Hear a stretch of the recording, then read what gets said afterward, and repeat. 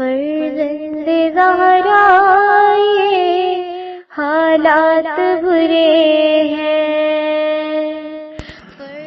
کاشانۂ بصیرت ایک ایسا مکمل یوٹیوب چینل جس پر محروم بصارت کے لیے بالخصوص اور تمام افراد کے لیے بالعموم سینکڑوں کی تعداد میں اسلامی کتب دستیاب ہیں۔ لہذا گزارش ہے کہ آپ اپنی ذمہ داری نبھاتے ہوئے کاشانۂ بصیرت کو سبسکرائب کرنے کے ساتھ ساتھ بیل آئیکن کو پریس کیجیے تاکہ آپ علم کے حصول کے ساتھ ساتھ مذہب اہل بیت کی اشاعت میں بھی اہم کردار ادا کرتے رہیں۔ کاشانۂ بصیرت، کاشانۂ بصیرت، کاشانۂ بصیرت۔ فرزند زہرا یہ حالات برے ہیں۔ بسم اللہ الرحمن الرحیم۔ السلام علیکم سامعین، کاشانۂ بصیرت کے یوٹیوب چینل پر ہم پڑھنے جا رہے ہیں مکتوب 53، اس کا 16واں حصہ جو کہ والیوم 11 میں ہے، جبکہ اس سے پہلے والیوم 10 تک آپ لوگ میں پڑھ چکے ہیں 15ویں حصے تک،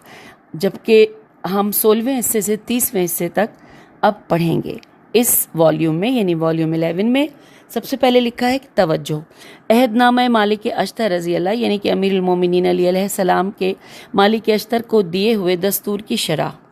حضرت کا تاریخی مکتوب ہے، جسے ہم نے 30 حصوں میں تقسیم کیا ہے۔ اس کا آدھا حصہ 1 سے 15ویں حصے تک اس سے پچھلی جلد یعنی 10ویں جلد میں آیا ہے، جہاں اس کی شرح و تفسیر کی گئی ہے، جبکہ اس کا دوسرا نصف حصہ جو کہ 16 سے 30ویں حصے تک اس 11ویں جلد کے آغاز میں آیا ہے۔ اور اب آئیے باقاعدہ 16ویں حصے کو پڑھنے کا آغاز کرتے ہیں۔ عربی میں جو الفاظ پورا پیراگراف ہے اس کا سٹارٹ اور اینڈ، یہ الفاظ آپ کی سماعتوں کی نظر۔ آغاز ہو رہا ہے ثم منظر فی اموری مالکا، اور اس پیراگراف کا اختتام ہے وَقَلَّتَّهُ آرَتُّهُمْ۔ ترجمہ، پھر اپنے عہدیداروں کے بارے میں نظر رکھنا، ان کو خوب آزمائش کے بعد منصب دینا، کبھی صرف رعایت اور جانبداری کی بنا پر انہیں منصب عطا نہ کرنا، اس لیے کہ یہ باتیں ناانصافی اور بے ایمانی کا سرچشمہ ہیں، اور ایسے لوگوں کو منتخب کرنا جو آزمودہ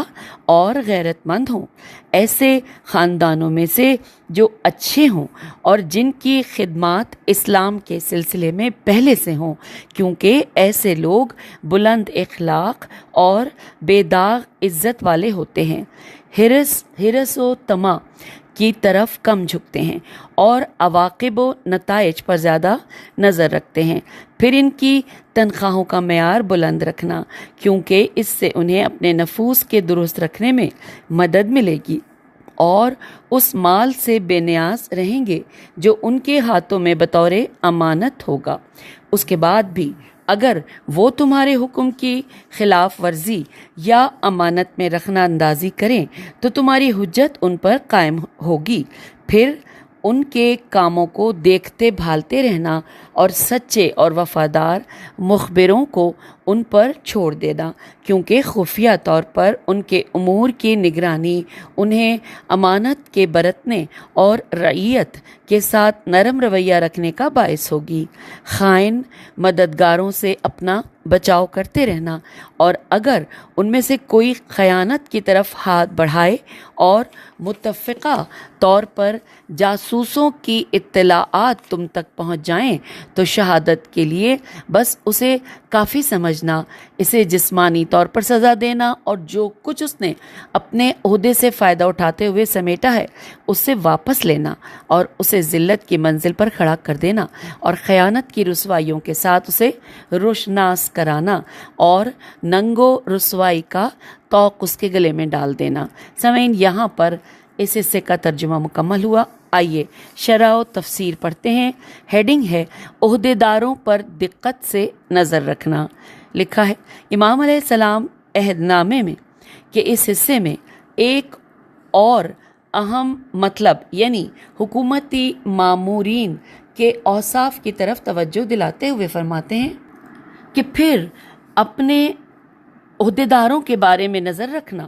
ان کو خوب آزمائش کے بعد منصب دینا، کبھی صرف رعایت اور جانبداری کی بنا پر انہیں منصب عطا نہ کرنا، اس لیے کہ یہ باتیں ناانصافی اور بے ایمانی کا سرچشمہ ہیں۔ Inverted comma close. اس میں کوئی شک نہیں کہ حکام مامورین کے تعاون کے بغیر کوئی کام انجام نہیں دے سکتے، تو اگر مامورین نیک اور اچھے لوگ ہوں تو حکومتی امور صحیح طور پر چلتے رہیں گے، ورنہ ہر جگہ ظلم و فساد کا بازار گرم ہوگا۔ پھر لکھا ہے کہ امام علیہ السلام یہاں ان کے انتخاب کا معیار ان کی آزمائش کو قرار دیتے ہیں، اور مالک اشتر رضی اللہ کو سختی سے تنبیہ فرماتے ہیں کہ صرف ضوابط سے ہے، ضوابط نہیں بلکہ روابط معیار ہونا چاہیے، اور بغیر مشورے کے مامورین کا انتخاب نہیں کرنا چاہیے۔ آپ علیہ السلام واضح فرماتے ہیں کہ جو انتخاب بغیر مشورے کے یا ذاتی خواہش کی بنیاد پر ہوتا ہے وہ ظلم و جور اور فساد کے وجود میں آنے کا سبب بنتا ہے۔ پھر لکھا ہے کہ امام علیہ السلام کا یہ کلام در حقیقت خلیفہ سوم کے زمانے میں اسلامی معاشرے کے بحرانی حالات کی طرف اشارہ ہے کہ بنی امیہ کے ایک گروہ کو خلیفہ نے صرف رشتہ داری کی بنیاد پر بغیر کسی مشاورت کے، یا مروان جو خود بھی بنی امیہ میں سے تھا ان جیسوں سے مشورے سے مملکت اسلامی کے حساس عہدوں کے لیے منتخب کیا، حالانکہ یہ لوگ بھی جماعن من شعب الجور والخیانتی کے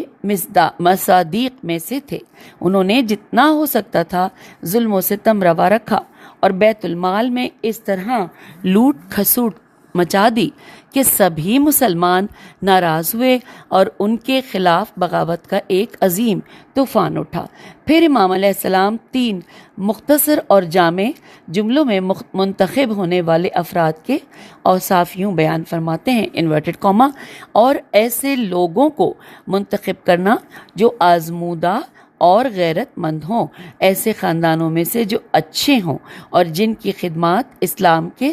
سلسلے میں پہلے سے ہوں، انورٹڈ کاما کلوز۔ پہلا وصف یعنی جس کام کے لیے انتخاب ہوتا ہے اس سے متعلق تجربے کار ہونا، کیونکہ ایسا ہونا ناقابل انکار تاثیر کا حامل ہوتا ہے۔ وہ تمام لوگ جو کسی اہم کام کے لیے کسی کو انتخاب کرنا چاہتے ہیں اس بات پر تاکید کرتے ہیں کہ اس منتخب ہونے والے شخص کو متعلقہ کام کا تجربہ ہونا چاہیے، اور لفظ الحیا کے معنی گناہ کے مقابلے میں نفس کا شرمندہ ہونا ہے، جو در حقیقت اشارہ ہے ایک طرح کے وصف عدالت کی طرف، کیونکہ اس کے اصطلاحی معنی یعنی باطنی خدا ترسی اور گناہ سے پرہیز کی روح سے کلمہ حیا کے وسیع معنی کے مساوی ہوں گے۔ تیسرا وصف یعنی صالح گھرانوں سے ہونا اور اسلام میں سبقت رکھنا معانی وراثت کی طرف اشارہ ہے، کیونکہ اصیل گھرانے الف صاد یہ لام اصیل گھرانے اپنی ذاتی صفات کو اپنے بچوں میں منتقل کرنے کے علاوہ ان کی تربیت کے لیے بھی جد و جہد کرتے ہیں اور معمولاً نیک اور اچھی اولاد کو معاشرے کے حوالے کرتے ہیں۔ پھر امام علیہ السلام ان صفات کے حامل افراد کے انتخاب کے لیے دلیل پیش کرتے ہوئے مولا فرماتے ہیں، انورٹڈ کاما، کیونکہ ایسے لوگ بلند اخلاق اور بے داغ عزت والے ہوتے ہیں، حرص و طمع کی طرف کم جھکتے ہیں اور عواقب و نتائج پر زیادہ نظر رکھتے ہیں، انورٹڈ کاما کلوز۔ لکھا ہے کہ اس نقطے کے پیش نظر لفظ ہے عربی کا انہم،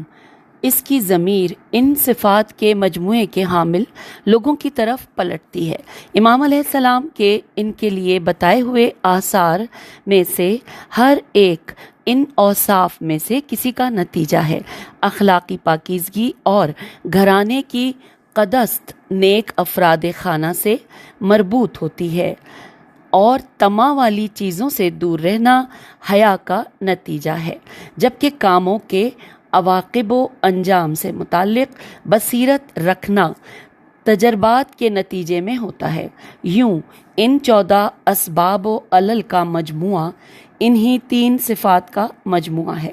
اس کے بعد امام علیہ السلام حکومت کے مامورین کے بارے میں ایک اور حکم دیتے ہیں، اور حکام کی ذمہ داری کو ان کے انتخاب کے بعد پہلے والی عبارت میں مذکور اوصاف کے ساتھ یوں بیان فرماتے ہیں انورٹڈ کاما کہ پھر ان کی تنخواہوں کا معیار بلند رکھنا، کیونکہ اس سے انہیں اپنے نفوس کو درست رکھنے میں مدد ملے گی اور اس مال سے بے نیاز رہیں گے جو ان کے ہاتھوں میں بطور امانت ہوگا۔ اس کے بعد بھی اگر وہ تمہارے حکم کی خلاف ورزی یا امانت میں رکھنا اندازی کریں تو تمہاری حجت ان پر قائم ہوگی۔ Inverted comma close. اب دیکھتے ہیں، آگے چلتے ہیں۔ لکھا ہے دلچسپ بات یہ ہے کہ امام علیہ السلام نے یہ حکم قاضیوں کے بارے میں بھی ارشاد فرمایا ہے اور سپہ سالاروں کے بارے میں بھی اور مملکت اسلامی کے کارگزاروں کے بارے میں بھی۔ آپ علیہ السلام حکم فرماتے ہیں کہ انہیں پیٹ بھر کر کھانا کھلاؤ، کیونکہ بھوکے کا کوئی ایمان نہیں ہوتا۔ قابل توجہ بات یہ ہے کہ امام علیہ السلام نے اس مطلب کے لیے 3 دلیلیں بیان فرمائی ہیں۔ پہلی دلیل اپنی اصلاح ہے، کیونکہ ایک نیاز مند انسان اپنے اخلاق کی اصلاح نہیں کر سکتا اور معمولاً اس کے اندر رجوع کرنے والوں کی نسبت تند مزاجی کی کیفیت پیدا ہوتی ہے، لیکن اگر اس کی زندگی معقول انداز میں گزاری جائے تو اس کے لیے لازماً آرام و سکون حاصل ہو سکتا ہے۔ اب لکھا ہے کہ سفیان سوری سے ہے، جو معروف صوفی تھا، تو سفیان سوری کے حضرت امام جعفر صادق علیہ السلام کی خدمت میں حاضر ہونے کے واقعے میں ذکر ہوا ہے کہ امام علیہ السلام نے من جملہ سفیان کے کاموں کی نفی میں بیان کیے ہوئے مسائل کے ضمن میں فرمایا تھا انورٹڈ کاما کہ پھر رسول خدا صلی اللہ علیہ وآلہ وسلم کے بعد تم سلمان اور ابو ذر رضی اللہ عنہما کے زہد و فضل کے بارے میں سن چکے ہو، تو سلمان رضی اللہ جب بیت مال سے اپنا حصہ لیتے تو اس میں سے اپنے کم سے کم سالانہ اخراجات لیا کرتے تھے، یہاں تک کہ دوسرا سال پہنچ جاتا تھا کسی نے ان سے پوچھا، اے سلمان رضی اللہ، تم زاہد ہوتے ہوئے اس طرح سال بھر کا خرچہ لیا کرتے ہو، حالانکہ ہو سکتا ہے کہ آج یا کل ہی تمہاری موت واقع ہو؟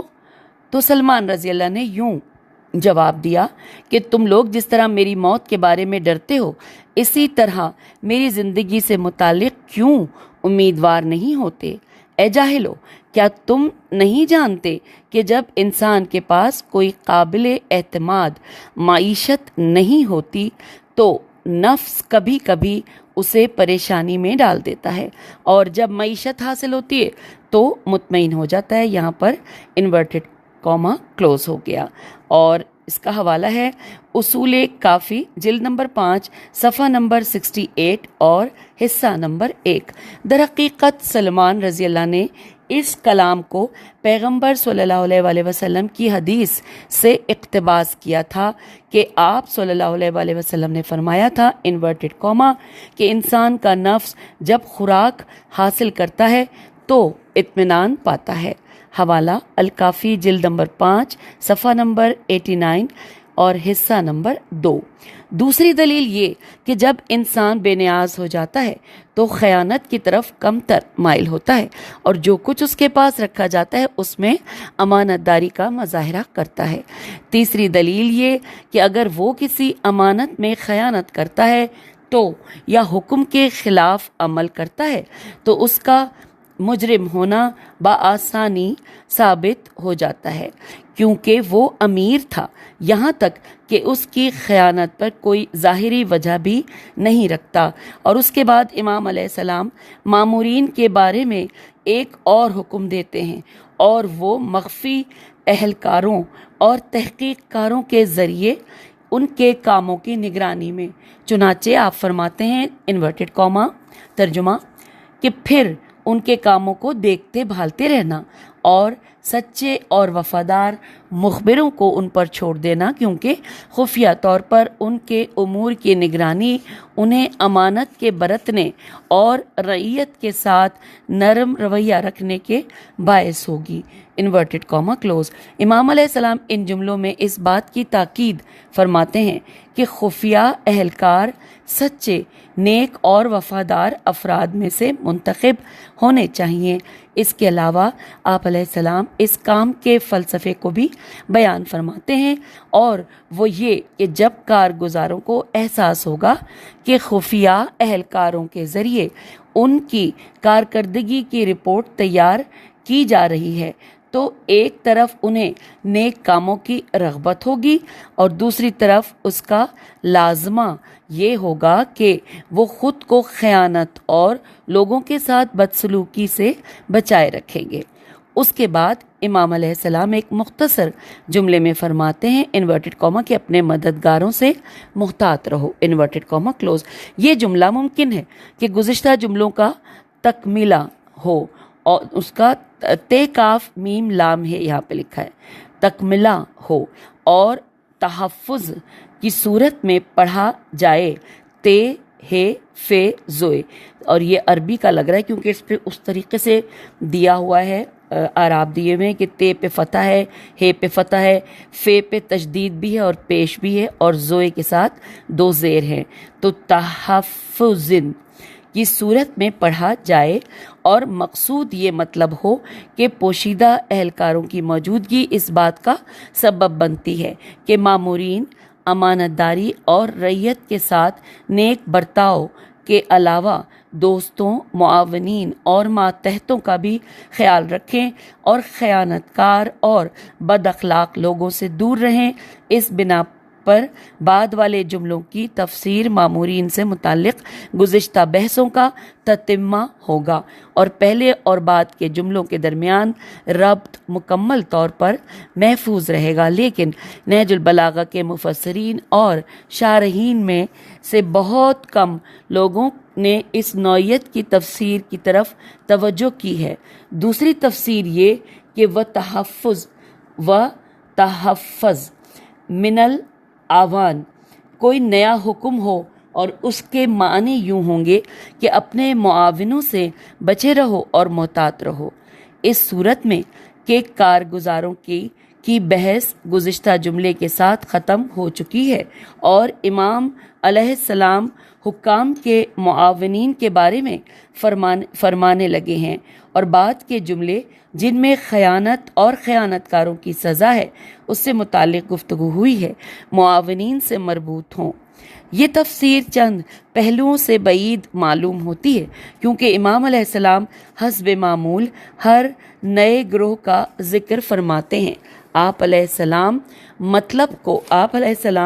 مطلب کو یہاں پہ اس کی ہجے کر دیتی ہوں، سے پہ پیش ہے اور میم کے ساتھ تشدید بھی اور فتح بھی ہے، تو لکھا ہے کہ مطلب کو سما کے ذریعے شروع کرتے ہوئے پہلے ان کی صفات اور شرائط بیان فرماتے ہیں، اور پھر ان کے حالات کا جائزہ لینے کی نصیحت فرماتے ہیں، اور آخر میں ان کے نظم و ضبط سے متعلق حکم فرماتے ہیں، جبکہ یہاں ان امور میں سے کسی کی بھی رعایت نہیں ہوئی ہے۔ نہ سما کے ذریعے نیا مطلب شرح ہوا ہے، شین رعین شرح ہوا ہے، نہ معاونین جو حکام کے اہم ترین قریبی لوگ ہیں ان کی صفات بیان ہوئی ہیں، اور نہ ان کے حقوق کے بارے میں کوئی نصیحت کی گئی ہے، بلکہ امام علیہ السلام نے براہ راست خیانت کاروں کی سزا سے متعلق گفتگو فرمائی ہے۔ پھر یہ کہ گزشتہ بحث جو خفیہ اہلکاروں کے بارے میں ہے ادھوری رہ جاتی ہے، کیونکہ خفیہ اہلکاروں کے کاموں کے نتیجے میں مجرموں کی سزا سے متعلق کوئی بحث نہیں ہوئی ہے۔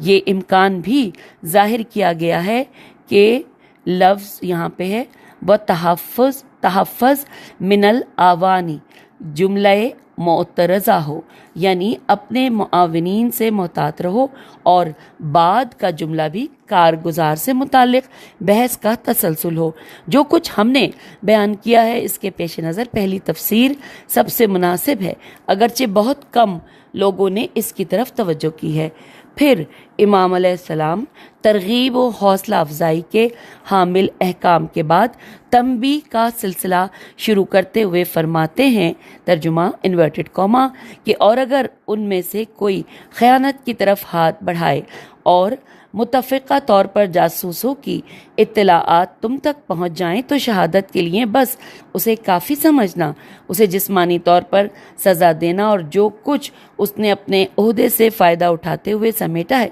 उसे वापस लेना और उसे ज़िल्लत की मंजिलत पर खड़ा कर देना और ख़यानत की रुसवाइयों के साथ उसे रुशनास कराना और नंगो रुसवाई का तौक उसके गले में डाल देना, इन्वर्टेड कॉमा क्लोज। इमाम अलैहिस्सलाम ने इस हुक्म में चंद नुकात के बारे में ताकीद फरमाई है। पहला, जुर्म को साबित करने के लिए खुफिया एहलकारों में से सिर्फ किसी एक की गवाही पर इक्तफा न करे, बल्कि इन सब का एक नफर की खयानत पर इजमा होना चाहिए। चुनाचे आप अलैहिस्सलाम के बाज़ मकतूबात में कि जो गुज़र गए, आप अलैहिस्सलाम फरमाते हैं, इन्वर्टेड कॉमा, कि मेरे खुफिया एहलकारों ने ऐसी रिपोर्ट दी है, तो अगर ऐसा है तो ऐसा हो जाएगा, और अगर डैश डैश डैश यहाँ पे इन्वर्टेड कॉमा है, तो इससे मालूम होता है कि इमाम अलैहिस्सलाम अहम मसाइल में सिर्फ एक नफ़र की इत्तला पर इक्तफा नहीं फरमाते थे, ख्वाह ये इत्तला मौज़ूआत से मुतालिक हो या अहकाम से, और ये वही चीज़ है कि जिस पर इल्म उसूल में भी ताकीद की गई है। दूसरा ये कि इनके इजमा के बाद किसी किस्म का तरद्दुद नहीं होना चाहिए और अफराद के मकाम व मनसब को देखे बगैर उन्हें कैफरे किरदार तक पहुंचा देना चाहिए। तीसरा, ये सज़ा जिस्मानी और रूही दोनों पहलुओं पर मुश्तमिल होना चाहिए और इस तरह होना चाहिए कि सब के लिए दरस इबरत हो जाए, क्योंकि मुजरिमों की सज़ा दो मकासद के लिए अंजाम दी जाती है, मुजरिम को मज़ीद जुर्म से रोकने के लिए और उन लोगों को भी बाज रखने के लिए कि जिनमें इर्तिकाब जुर्म की जुर्रत पाई जाती है। चौथा ये कि सज़ा जुर्म के बराबर होनी चाहिए, ना कि ज़्यादा। और मौला के कलाम का जो यहाँ पे छोटा सा हिस्सा लिखा है, अखज़ता मा असाबा मिन अमलिही का जुमला इस मानी की तरफ इशारा है। अब आखिरी लाइन, जासूस और खुफिया एहलकारों के बारे में इस अहदनामे के छठे हिस्से में ज़रूरी मतालिब बयान हुए हैं। सामईन, यहाँ पर मकतूब 53 पार्ट यानी जो हिस्सा है ये हमने 16वां हिस्सा मुकम्मल कर लिया। इजाज़त दीजिए, खुदा हाफिज़, फ़ी अमान।